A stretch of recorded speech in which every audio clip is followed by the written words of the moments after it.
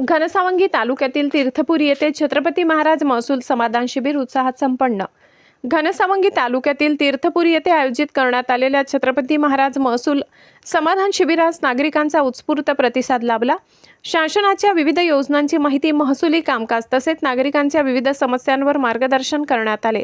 यावेळी माननीय रमेश पागोटे, तहसीलदार माननीय संतोष वाघमारे, सीओ नगरपंचायत गट शिक्षणाधिकारी जोशी सर, डॉक्टर नाकोडे मॅडम, कृषी अधिकारी डॉक्टर सखाराम पोवड, उपाध्यक्ष शैलेंद्र पवार, भाजपा किसान मोर्चा प्रदेश कार्यकारिणी सदस्य अंकुशराव बोबडे, नगरसेवक शिवाजी बोबडे, सतीश पवार, सुदाम मापारे, बाळासाहेब बोबडे, श्याम चिमणे, डॉक्टर कडूकर, सचिन चिमणे तसेच मोठ्या संख्येने नागरिक उपस्थित होते।